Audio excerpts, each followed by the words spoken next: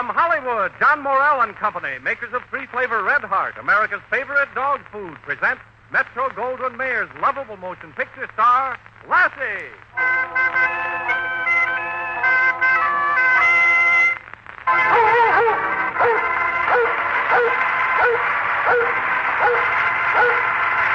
Yes, ladies and gentlemen, Red Heart presents the world's most famous dog, Lassie, in person. So, in view of the companionship and protection your dog gives you week in and week out, it's a sure thing he deserves the best care and attention you can give him, which is a mighty good reason to feed him the Red Heart way. That's the way to keep him healthy, happy, and handsome. Three-flavor Red Heart is made of wholesome meat and meat byproducts federally inspected to make sure it's good for your dog. And those three Red Heart flavors give your dog variety every meal. Get a supply of Red Heart now, all three delicious flavors.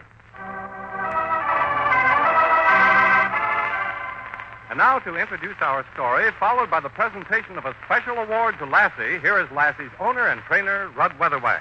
Thank you, Charlie, and hello, everyone. Today, Lassie plays a part of another Scotch collie named Laddie in a story entitled Lost Dog. Today, with the help of Marvin Miller, we will try to bring you some of the emotions and sufferings of a lost dog.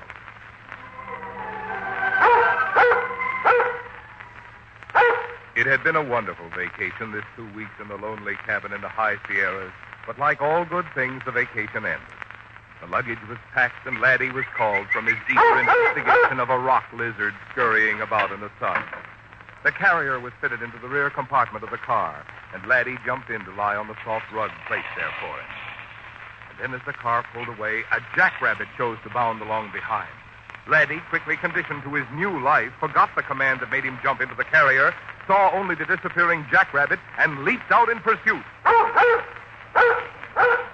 The sound of the motor drowned his barking, and as Laddie shot up the trail after the rabbit, Mary and John Doran carefully drove down the mountainside, unaware that Laddie had been left behind.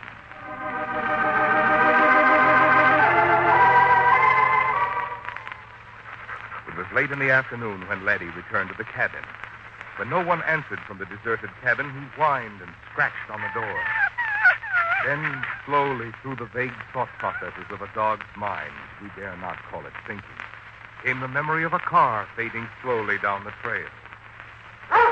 He scampered down to the narrow road and looked long and hard in the direction the car had disappeared. It was not in sight. Slowly, Laddie returned to the cabin porch, and carefully his nose searched every window and the door.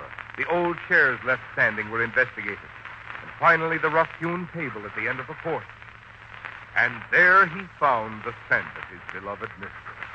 With a bound, Laddie was up on the table, a thing he would never do at home.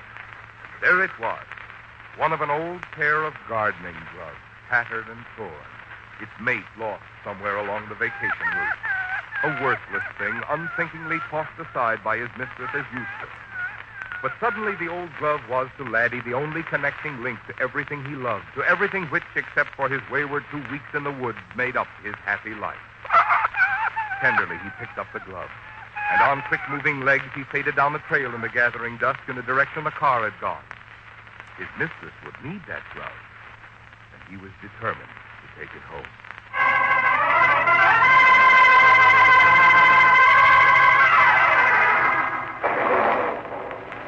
Most of the night he traveled the trail. Finally, very late, he lay down to rest beneath a tree. The threatening storm moved over the peaks to vent its fury elsewhere. The first slanting rays of the morning sun laboriously scaled the mountain. The morning sun found Laddie under the spreading pinyon tree and brought him to his feet, wide awake, his nose testing the air for the scent of any danger. His first thought was for the old gardening glove, and assured that no immediate danger threatened it, Laddie set about getting breakfast in a businesslike manner. First, he carefully dug a hole and buried his precious old gardening glove. Once covered with dirt, he sniffed eagerly to be sure that not the faintest clue lingered in the air. Then he slowly trotted down the narrow game trail that wandered down slopes through the tall trees. Suddenly, Laddie stopped, amazed at the strange creature which waddled up trail toward him. Nor would this peculiar little animal take the regard of the collie, who, first startled and then angry, blocked his way. Laddie backed up a few steps, but the strange little creature waddled toward him. Laddie Laddie's nose told him here was breakfast, and at once he dropped his amazement and leaped forward to catch his prey. Yes, Laddie joined the ranks of the thousands of hunting animals who had lost a short fight to a porcupine. For the little creature rolled suddenly into a ball and, switching its quill-heavy tail, caught the startled dog full in the muzzle.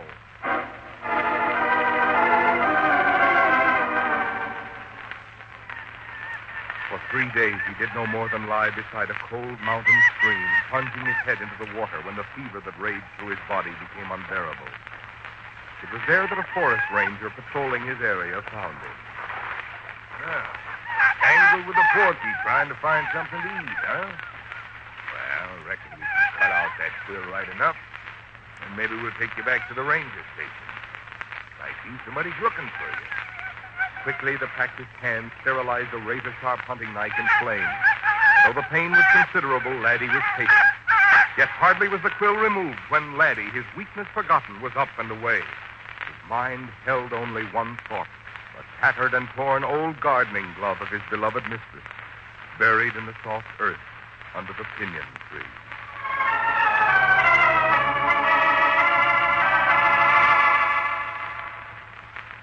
For 2 more days, Laddie lay in the foot-deep needles under the pinyon tree while the swelling in his muzzle and the fever left him.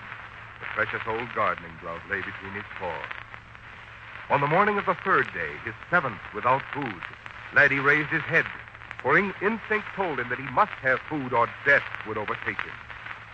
So weak, he could at last move his jaws, and slowly he went down the game trail to stop suddenly at a high place where the trail looked down on the mountain stream.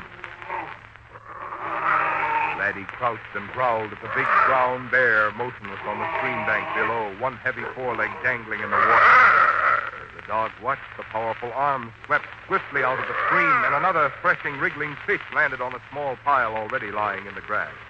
It was these fish that caught Laddie's eye and sent him cautiously down the trail to the stream and toward the big bear, who forgot his fishing to face the snarling dog.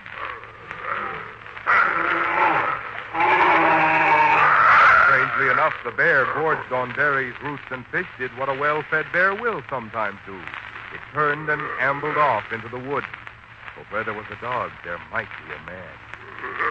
Laddie, dropping the precious old glove nearby, quickly selected the largest fish in the pile and devoured it in a twinkling.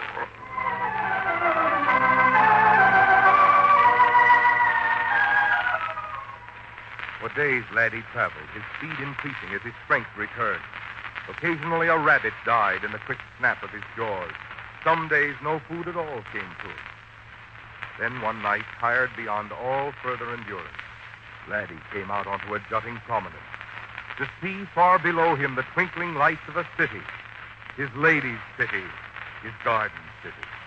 The city where the old, tattered gardening glove in his mouth would once again enclose a dainty, caressing hand.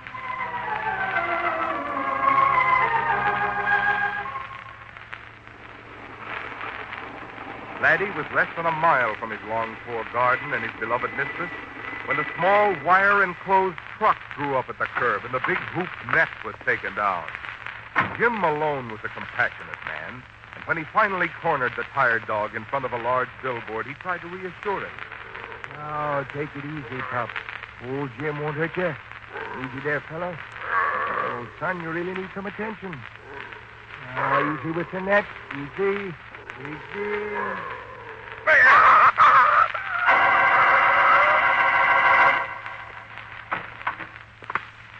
Jim Malone hardly expected what happened when he came around to the rear of the wire-enclosed truck to say to his quiet captive, Now you're acting sensible, old dog. I'll have you in the pound kennel here, and they'll pack your cuts for you and then see what's to be done. Now, easy, boy. I'll open the cage now. Now, let me just... Like a brown, blood-bespattered battering ram, Laddie suddenly charged out of the truck, snarling like a wild animal, nearly bowling over Jim Malone. And using every ounce of his reserve strength, the collie sped down the street toward the billboard, where he had dropped the old, tattered and torn gardening glove.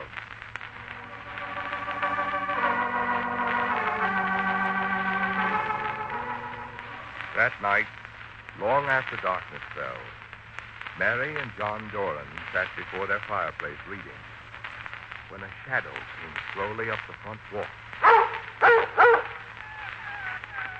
John Doran, startled at the sound once so familiar, flung open the door, and Laddie came in. Straight to the chair by the fireside he went, where sat his beloved mistress. Into her lap he dropped the old ragged gardening glove.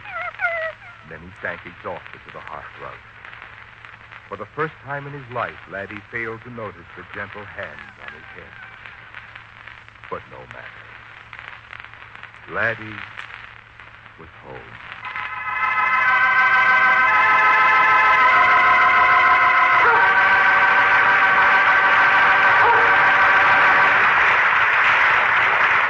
Thank you, Lassie, and thank you, Marvin Miller. Friends, tomorrow we begin observance of National Dog Week. And today, in place of our regular presentation of the Red Heart Award for Valor, our star will receive an honor.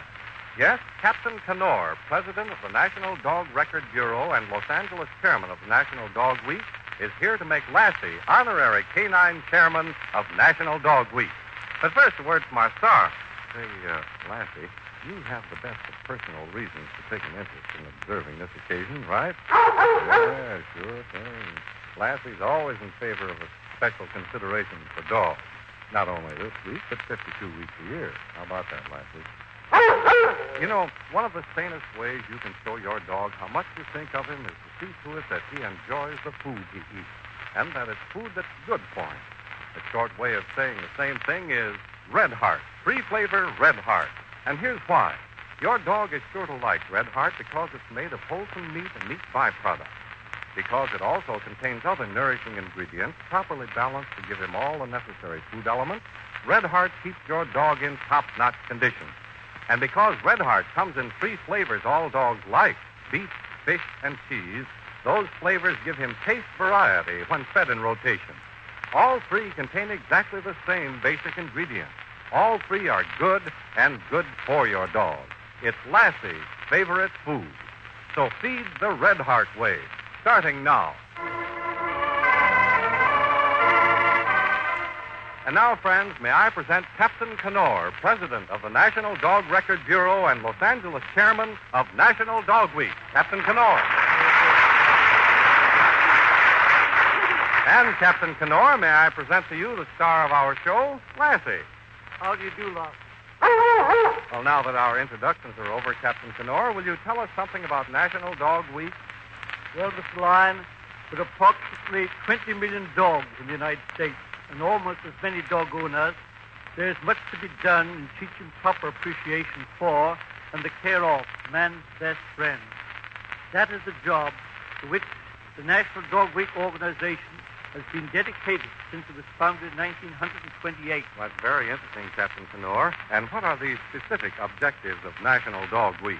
There are 8 specific objectives, including fair laws for dogs and dog owners, respect for the rights of non-dog owners, and positive identification of all dogs with the Identicode method.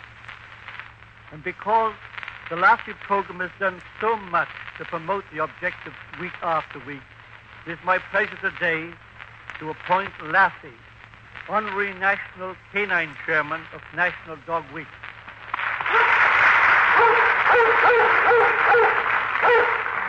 Well, thank you, Captain Canor, and congratulations, Lassie. Next week, Lassie plays the part of an Alaskan husky in a story of the far north entitled Crazy LaRose. Lassie's guest will be Metro-Goldwyn-Mayer's beautiful young star, Miss Janet Lee, so don't miss it. Lassie is presented each week at this same time by John Burrell and Company, makers of 3-flavor Red Heart, the taste-tested food your dog will enjoy, the health-tested food that will keep him in shape. Lassie appeared by arrangement with Metro-Goldwyn-Mayer, who invite you to see their production of Julia Misty-Haves, starring Greer Garson and Walter Pidgeon. This program is produced in Hollywood by Frank Farron, directed by Harry Stewart, story by Hobart Donovan. This is Charles Lyon. This is NBC, the national broadcasting company.